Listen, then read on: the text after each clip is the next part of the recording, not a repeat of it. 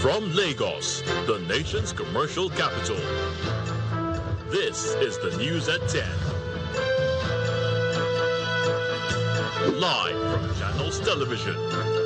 Reporting tonight, Anne Waodo.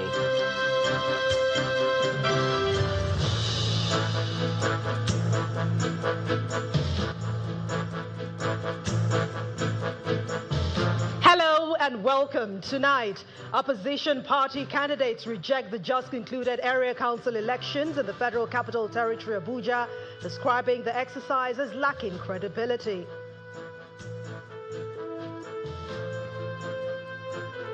Kaduna State Police neutralized several bandits, arrest gun runner in a sustained crackdown on criminal networks across the state.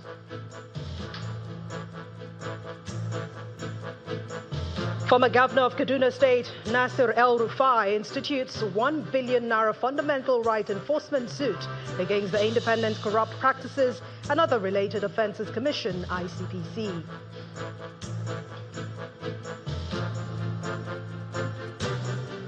And at least 25 members of Mexico's National Guard have died during a wave of violent attacks in the state of Jalisco after the killing of a drug lord.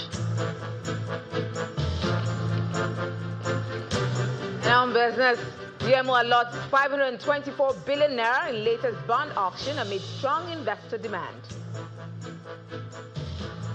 On Sports News tonight, Benfica's Gianluca Prestiani receives a provisional one-match suspension after he was accused of racially abusing Vinicius Jr. during last week's Champions League meeting. And from the nation's capital, Senate calls for the provision of special funding for the Federal Ministry of Environment to tackle erosion, flooding, and other environmental challenges across the country.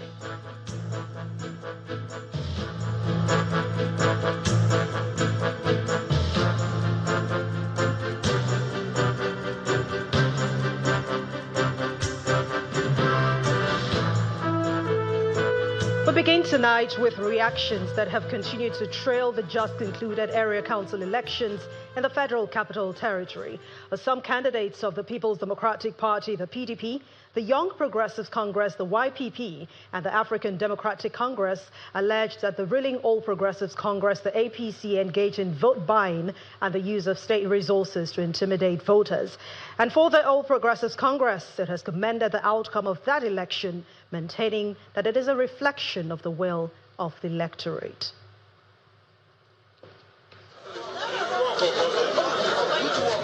The area council elections in the Federal Capital Territory may have come and gone.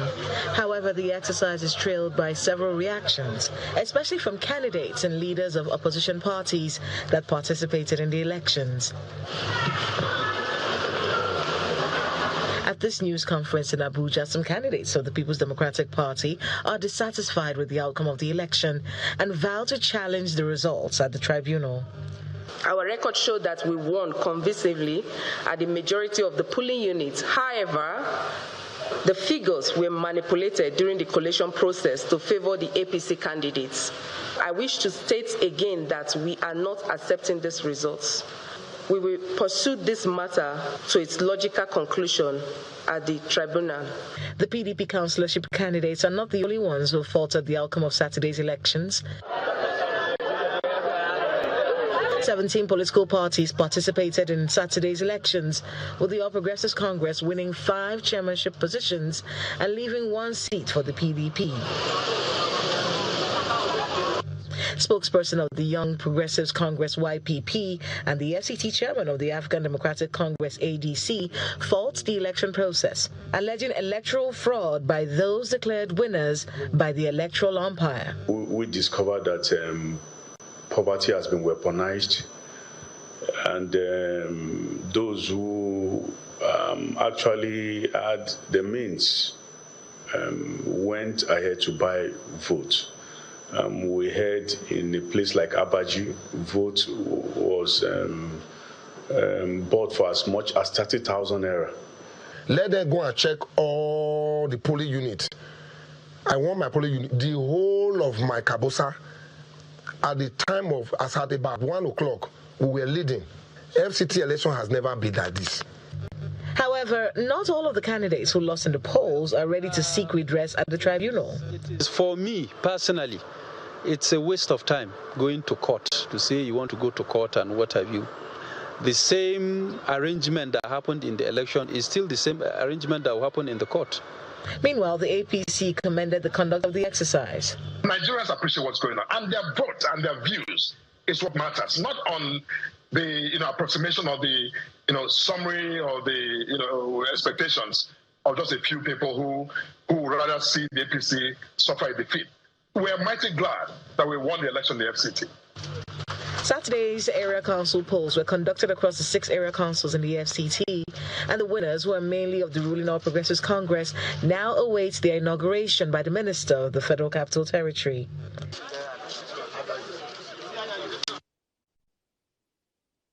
The national chairman of the All Progressives Congress, the APC, Professor Nantawe El-Rufai, has inaugurated the Governing Council of the Progressive Institute, TPI, and this is part of efforts to deepen the nation's democracy. Speaking at the inauguration of the council in the nation's capital, Abuja, Professor El-Rufai described the institute as a cornerstone of President Bola Tinubu's vision to institutionalize research-driven and data-based politics in Nigeria.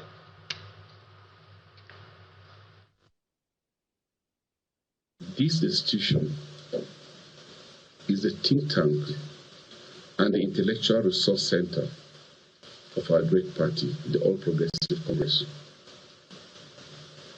It was established with the directive of our national leader, the President, and Commander-in-Chief of the Armed Forces of Nigeria, President Bola Tinubu, GCFR, as part of his concerted and deliberate efforts not only to strengthen the ideology and research capacity of our party, but to encourage the research and ideology-driven orientation of the party and other political parties in Nigeria. The Institute has been registered with the Corporate Affairs Commission as a company limited by guarantee, and has been approved by the Federal Ministry of Education as an approved training organization. It has also been approved by the National Board for Technical Education. Away from politics, let's bring you updates on the security situation in Plateau State, where violence rocked Riyom local government area on Sunday night as armed bandits launched coordinated attacks on Jol community in Dorowa, Babuje, killing at least 10 persons. The national president of the Beram Youth Molders Association, Solomon Diop, who spoke in a telephone interview with Channels Television in Jos, says that 9 people were killed in Dorowa, Babuje, while 1 person lost his life in Jol during the separate but near simultaneous attacks. According to him, the assailants who attacked Jol arrived on motorcycles from the Manga axis, despite early warnings issued by security agencies about possible movement in the area. He also explains that personnel of Operation Rainbow and Plateau State security outfit were already on ground and succeeded in repelling the attackers, limiting the casualty figures. In Dorowa Babuje, Mr. Diop says that the attackers emerged from the Jongwere area, but the military responded swiftly, a move he says prevented the death toll from rising. The latest killings add to the disturbing pattern of repeated attacks in Riyom, one of Plateau State's most volatile flashpoints, where farming communities have endured cycles of night raids, ambush and displacement in recent months. Meanwhile, local youth groups and community leaders are renewing calls on the federal government and the state government to move beyond reactive responses and adopt long-term security and peace-building measures for Riyom and neighboring communities. And in Kaduna State, the police command has recorded major operational breakthroughs in its sustained fight against banditry, kidnapping and illegal arms trafficking across the state, neutralizing and arresting several suspected bandits and other criminal elements, as well as recovering a cache of weapons. While parading the suspects before journalists at the command's headquarters, the Kaduna State Commissioner of Police, Mr. Rabiu Mohammed, says the successes followed a series of intelligence-led clearance operations conducted in February 2026 across Kajuru, Tafa, Igabi, and other local government areas of the state. In a sustained crackdown on criminal networks, the Kaduna State Police Command carried out intelligence-led clearance operations across Kajuru, Tafa, Igabi, and Kaura local government areas of the state. According to the Commissioner of Police, Mr. Rabi Mohammed, the operations targeted identified bandit camps and criminal hideouts. He says several bandit camps were dislodged during gun battles, with some suspected bandits neutralized while others reportedly escaped with gunshot injuries. During the operation, several bandit camps were successfully dislodged. In the course of our fierce exchange of fire, some bandits were neutralized, while others fled with injuries. Suspected bandit informants and drug suppliers linked to criminal networks were also apprehended. As a result of the operations, many suspected notorious bandits have been arrested. According to him, the operation also led to the arrest of several suspected bandits and 5 notorious gun runners, as well as a recovery of a significant cache of firearms and hard drugs.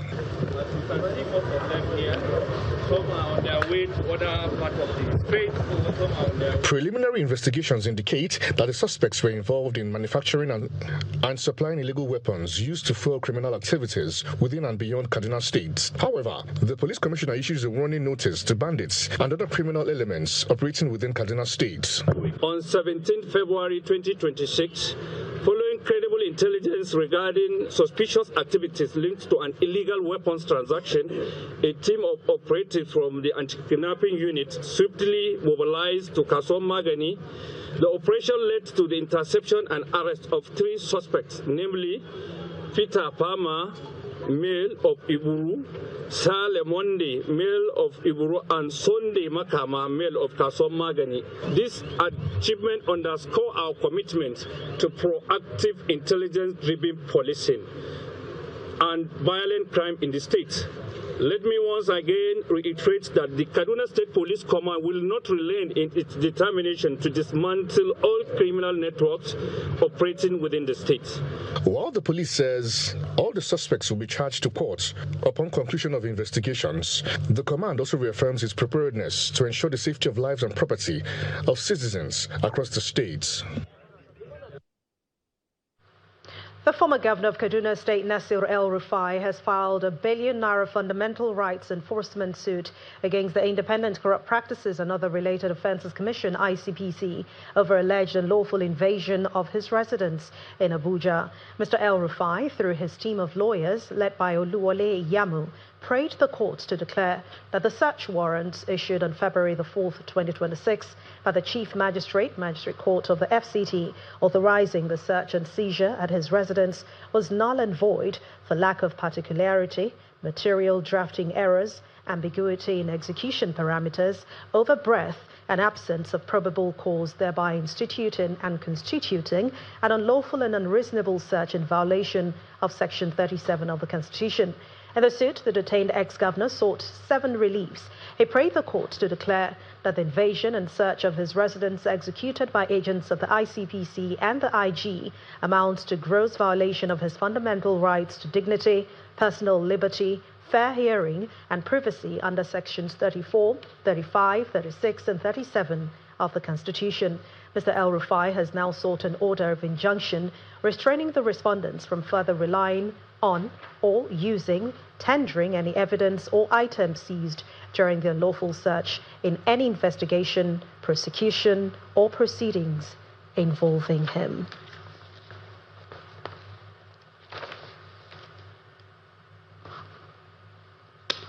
In part 2, after the break, Anambra State government shuts down the new Auto Spare Markets Association in Nkwonewi over the flouting of the sit-at-home order in the state. Please join us again.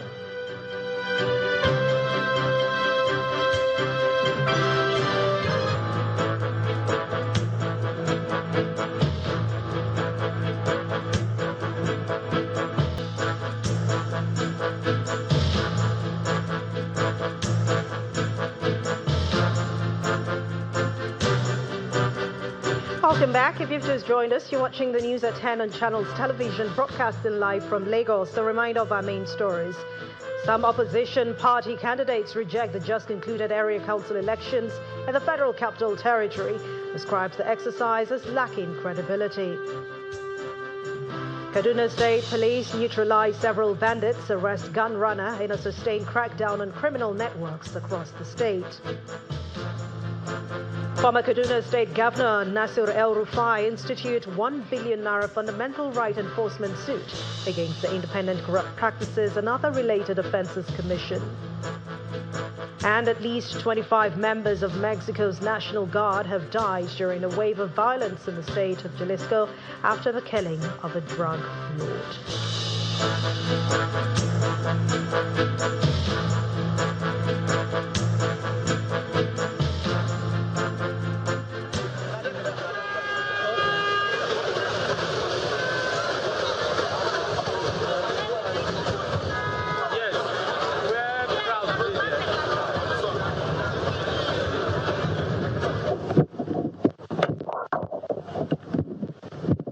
The scene of a fire outbreak at the Murtala Mohammed International Airport in Lagos earlier today, which disrupted some part of operations. The airport management says the flight operations have resumed fully. And this evening at the airport, Channel's television's crew captured smoke still billowing from the Terminal 1 area of the facility. And according to the managing director and chief executive of the Federal Airports Authority of Nigeria, Olubunmi Kuku, preliminary investigations reveal that the fire may have started from the ground floor of the airport's Terminal 1, where there are offices and restaurants, where it escalated to the roof. She says that some people were injured, reiterating that no life was lost.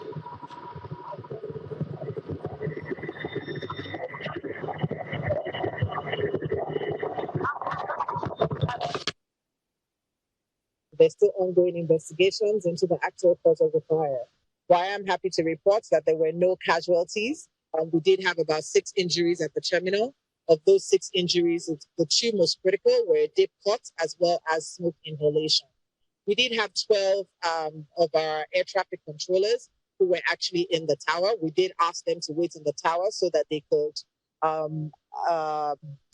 could support 4 flights that were actually landing. Of course, we did put procedures in place to make sure that they could be removed from the tower safely. We did have our crane operations. Of course, we coordinated and activated our airport operating procedures immediately in line with the Nigerian Civil Aviation Regulation. I'm sure you can see a few firemen with torchlights. They've actually now been able to control the fire and go into the terminal. They're just doing a rescue operation, searching each floor, just to make sure that everything is on point and to try and trace the source of the fire. We had some flight disruptions, and of course, I mentioned earlier that 3 flights were actually diverted. The British Airways flight was diverted to Abuja. We also had the Lufthansa flight diverted to Malabo, and of course, the Emirates flight, which was also diverted.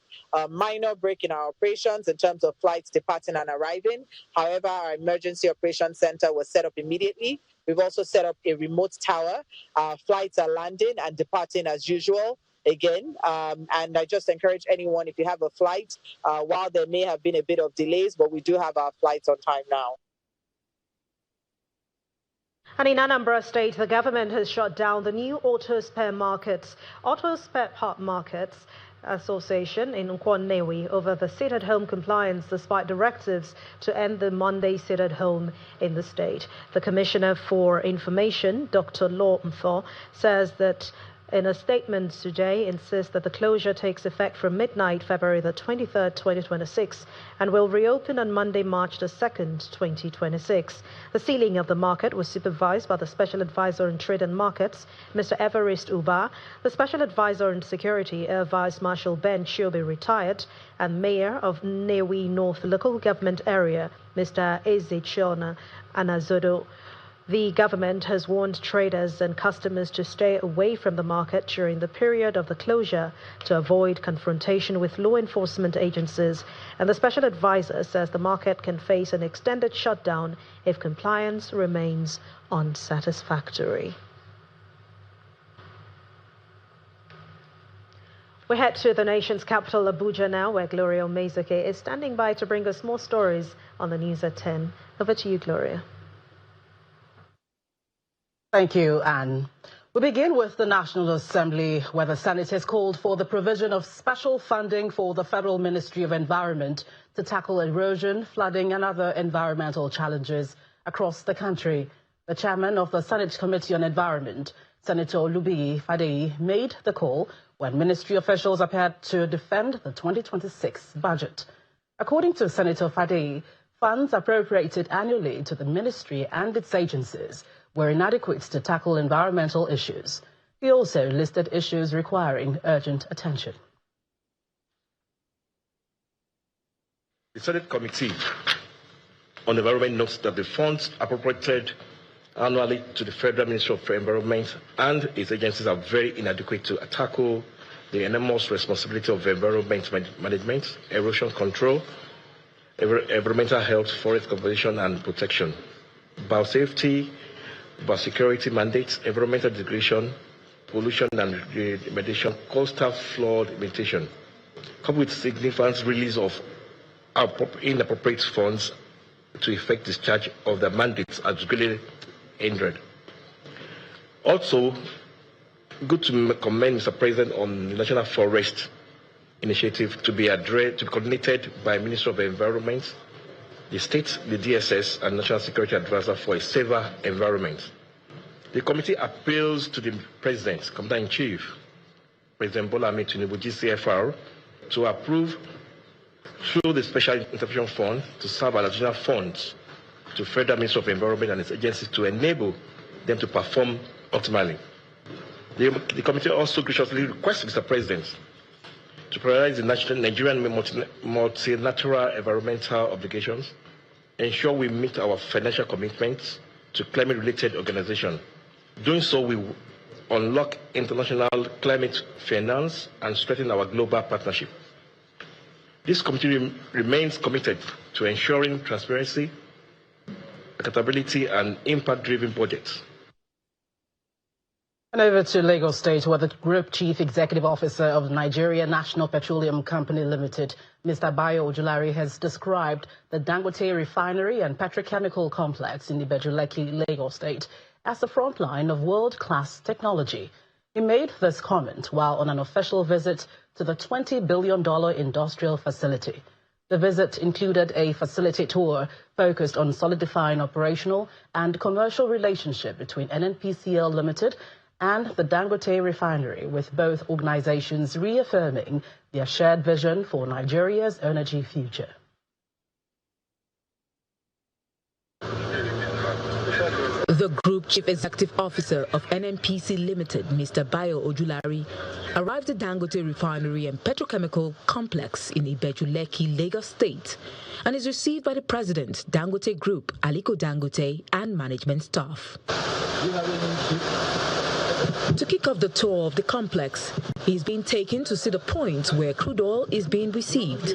After that, they moved to the fertilizer plant, then the laboratory, the control room, as well as the refinery and petrochemical plants.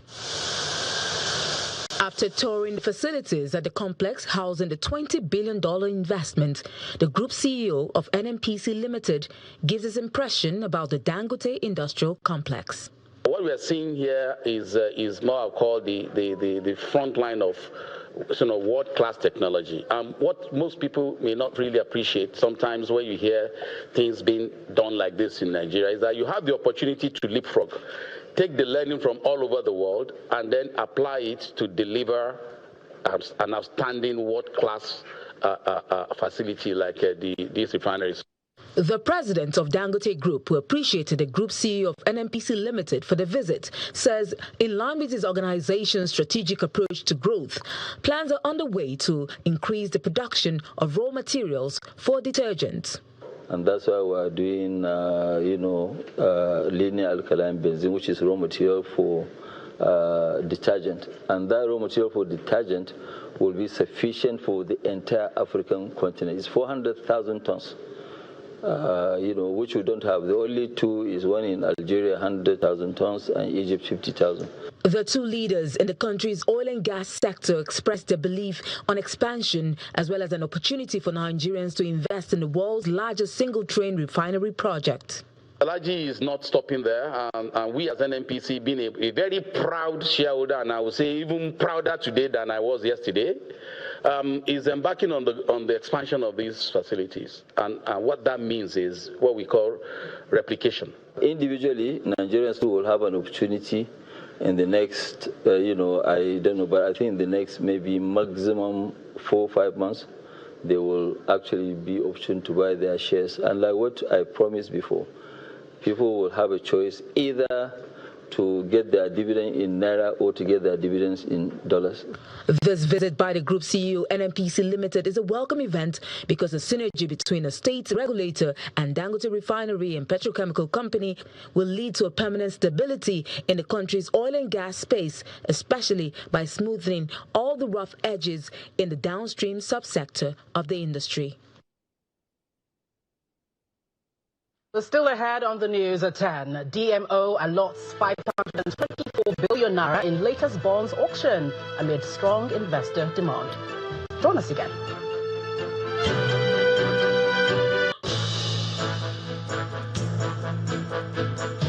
Welcome back. You're still watching the news at 10, coming to you live on Channels Television. In the nation's capital, the Arewa Youth Assembly today responded to earlier reports claiming that the Department of State Service is citing an officer in an alleged abduction case of a lady, Walida Abdul Hadi. Addressing a news conference in Abuja, the Speaker of the Assembly, Mr. Mohammed Danlami, described the allegation as misinformation, explaining that the case is being investigated. Earlier, a coalition of civil society groups held a news conference in Abuja, accusing the service of detaining the lady. This is a coalition of civil society organizations under the aegis of the Concerned Coalition for Walida Abdul Hadi. They are briefing the media on the alleged abduction and defilement of a minor by an operative of the Department of State Service since 2023. We reiterate clearly, this is not a Muslim versus Christian issue. It is not North versus South. It is not about ethnicity or institutional pride. It has happened before on Yunus Ayelo cases, and we pursued it to logical conclusion. Nigeria's fragile cohesion depends on fairness, not favoritism, on accountability, not protectionism or meism, or taking advantage of a position or status in the society.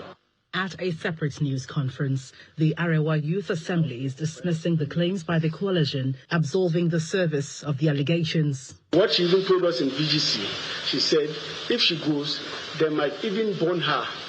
They might put her in a room and put fire and claim it's an accident. So she cannot go, and she wants to marry the husband of the father of her child. The group goes further to clarify the age of the subject of the alleged abduction. Everything you see on media, on daily trust, those are the words of Walida. And everything I say here, this is what Walida said. The group is urging all the parties involved in the case, including the general public, to allow the relevant authorities to carry out due investigation into the matter to ensure justice for all. Well, that's it from the nation's capital. It's back to Annie Lagos for the rest of the news at 10. Thank you, Gloria. Right here in Lagos, one of Nigeria's leading spirit companies, the Nigerian Distilleries Limited, has successfully concluded its 2026 distributor and commercial conferences, reinforcing its commitment to smarter collaboration, execution excellence, and sustainable growth across its value chain.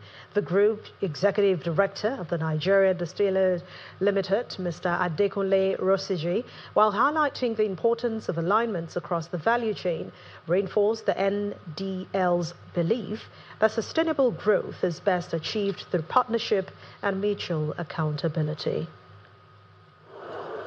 It's been 2 days of back-to-back conferences, and this time the Nigeria Distilleries Limited NDL has brought together distributors, royal fathers, senior executives, trade partners, and commercial leaders from across the country for the 2026 Distributor Conference. It is none other. The gathering serves as a platform for strategic engagement, performance alignment, and recognition. To formally open the event, the Group Executive Director of the NDL takes the stage to set the tone for the conference. This conference this year is designed for us to deepen our alignment, to share and to have clarity on the road ahead, and to equip us to compete more effectively in these ever-changing markets. Next, Executive Director of Operations and Finance unveils the official conference theme, while the General Manager, Sales and Operations, takes a look back at the highlights and key moments of 2025. We had our conference very early, where we had a lot of conversation about alignment, working together, and the likes. And the good thing is, in the year 2025, we recorded a strong 27% growth year on year. Can you please give yourself a round of applause? Our team will be the team that will guide us for 2026 and the team that will define how we will win in this year 2026. Ladies and gentlemen, our team for this year 2026 conference is stronger, smarter, and together. For the senior executives of the NDL, the 2026 Distributor Conference will strengthen partnerships and sharpen routes to market execution. Our commitment is that, look, your problems are our problems, and we are all here to hold hands, band it together, and to make the year ahead another success again. Our commitment is that we will stand resolute, resilient, and permanently by the side of our distributors and our wholesalers as we take on the market once again in 2026. We saw what we did in 2025 by having a much more stronger collaboration, and we've come forward in 2026 to ensure we all come together to have a fast, stronger and sharper achievement of objectives. The celebrations reinforced the NDL's belief that sustainable growth is best achieved through partnership and mutual accountability.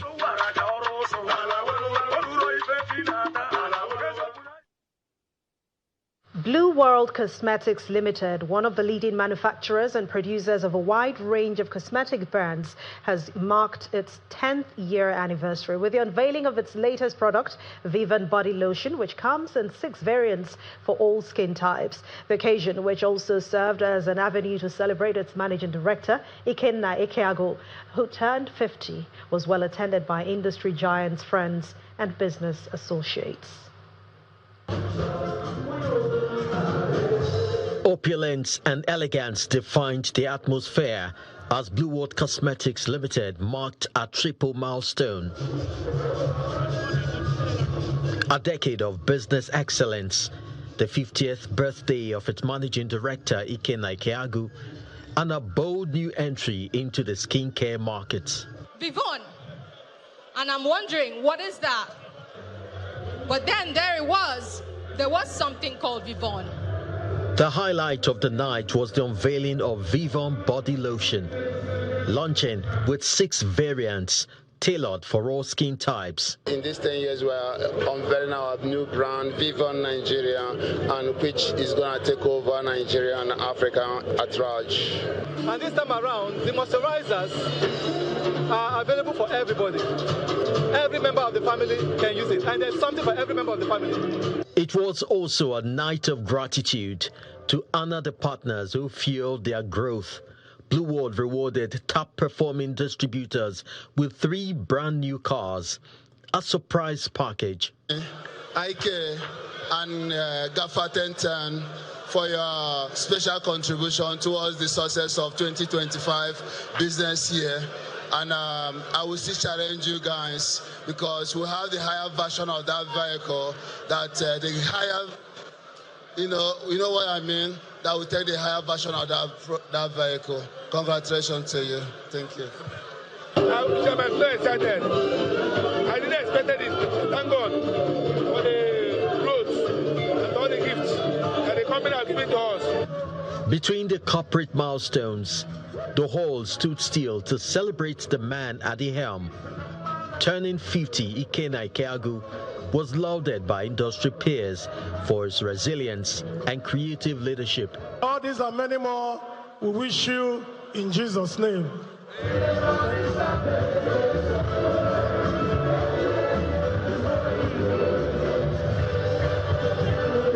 As Blue World steps into the second decade, the management says premium skin care is now within reach. Numbers are made of fruit. They're made of food. The food we eat, the same food we eat, the same food to feed your skin. Now, that's okay.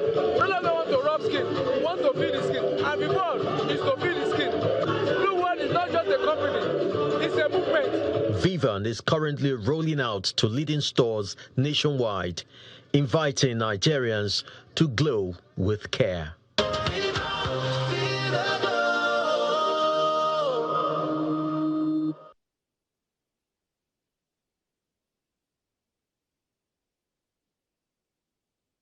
More stories in the world of business. Let's join Will Ebong for more.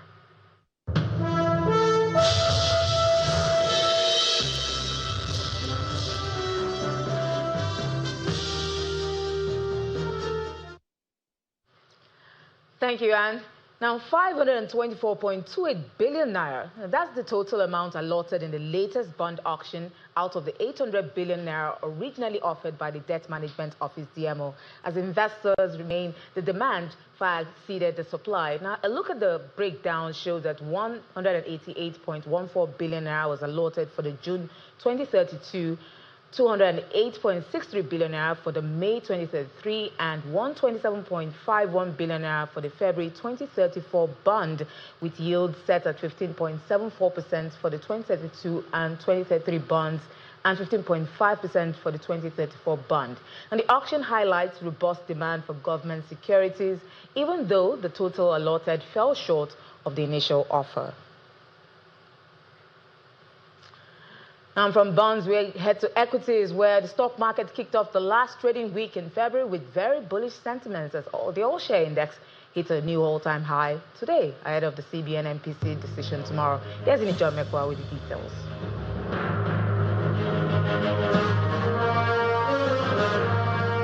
Good evening, everyone. Welcome to the Stock Market Reports. It's still a positive sentiment at the NGX. Investors are cashing out and also bringing in some money, because today 791 billion naira is what investors brought into the market, and that brought our market cap up to almost 126 trillion naira, record high, and also another record high here, 196,263.54, after the all share went up 0.65%. Now, when we look at the sectors, it's a little bit confusing, but don't worry, we'll get it all right now. Banking today gained 1.44%. There was a lot of cherry picking on First Holdco, UBA, and GTCO. Meanwhile, consumer goods was down. There was profit taking here. International Breweries, Dangote Sugar, and Champion. So they experienced that, as well as in this counter, oil and gas down today also, mostly because of profit taking on O&O. But guess what? We have a market mover that covered up for all of that. That's Boa Cement. Boa Cement today gained 9 naira, a whole 9 naira, to close at 219 naira. So at the end of the day, Boa Cement was able to cover up for both counters that were in the red and brought us the bull at the close of trade.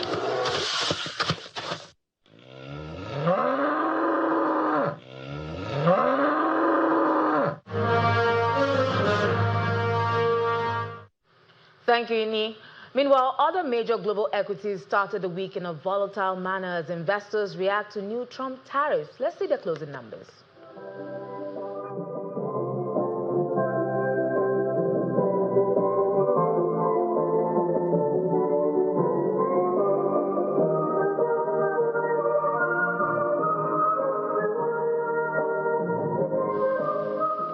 And that's business news. I'm Will Ebong is back to Anne for the rest of the news at 10.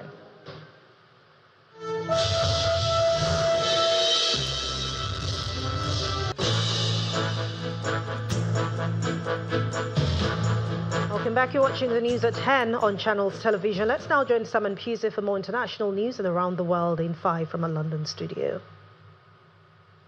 Good evening and welcome to the Channel Studios here in London with your international news around the world in 5. An historic winter storm has started lashing the northeast of the US, placing 59 million people under weather warnings and causing power outages and a travel ban in New York City. Parts of the US East Coast have seen over 22 inches of snowfall, according to the National Weather Service.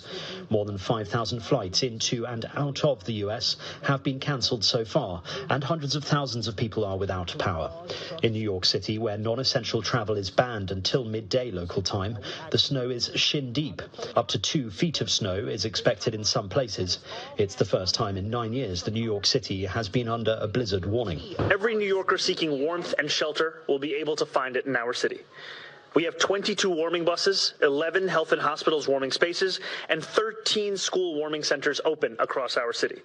We have also redeployed our health and hospitals mobile warming unit to provide medical attention, food, and additional support to those who need it.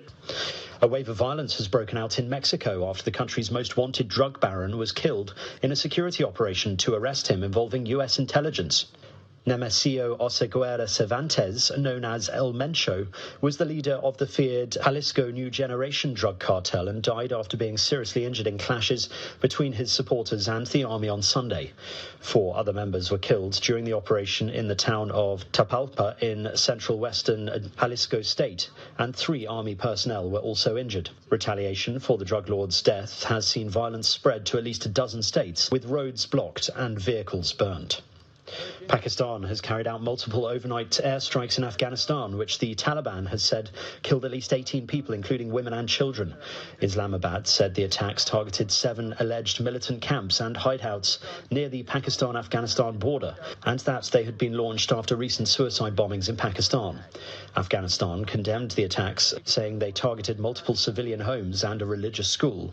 The fresh strikes come after the 2 countries agreed to a fragile ceasefire in October, following deadly cross-border clashes, though subsequent fighting has taken place.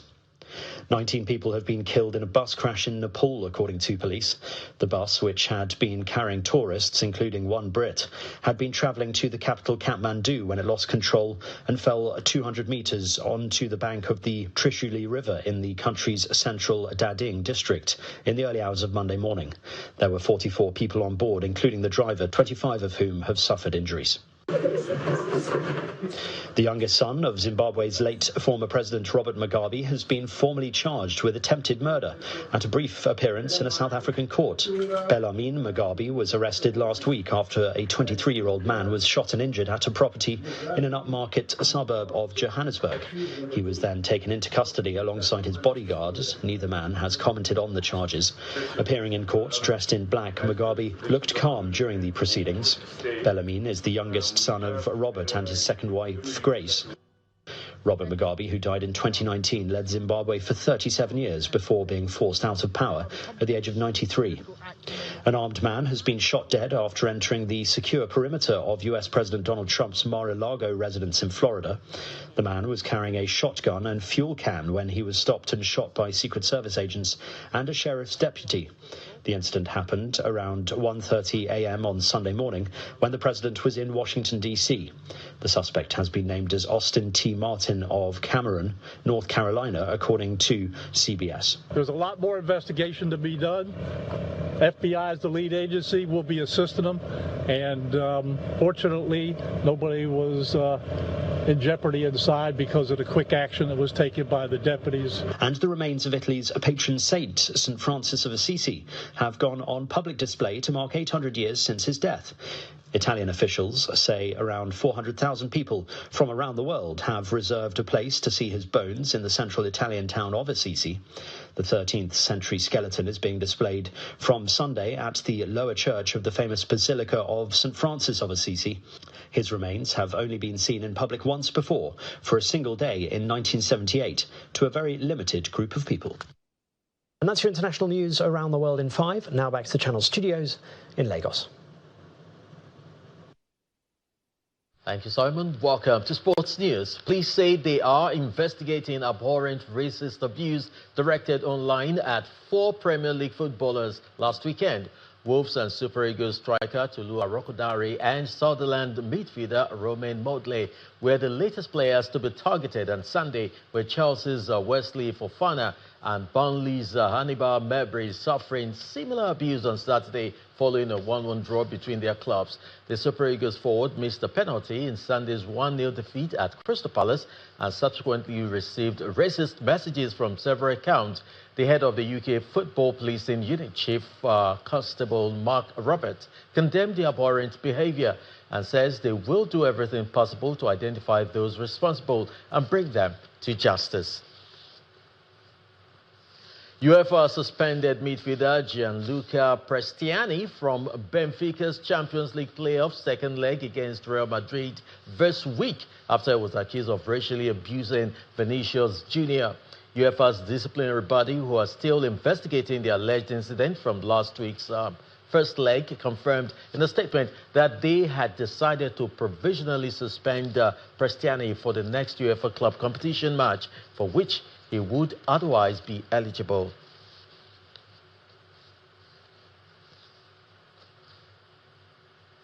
And Felix Auger-Aliassime is back at the Dubai Tennis Championships, determined to go one step further than last year. The top seed made a confident start to his 2026 campaign earlier today, despite needing 6 match points to cross the line. The world number 8 player moved past Yang Jinzhen 6-3-7-0 to launch his title bid at the ATP 500 event. Auger-Aliassime advanced to the Dubai final last year before falling to an inspired Stefanos Tsitsipas. But sports is back to you, Anne. Thank you very much, Chris. And the main news again. Opposition party candidates have rejected the just concluded area council elections in the Federal Capital Territory, describing the exercise as lacking credibility.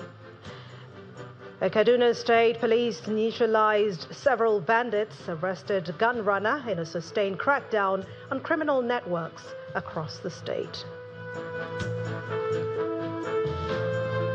And that's the news at 10 tonight. Thank you so much for watching. I'm Anne Nwawade. Good night, and please stay safe.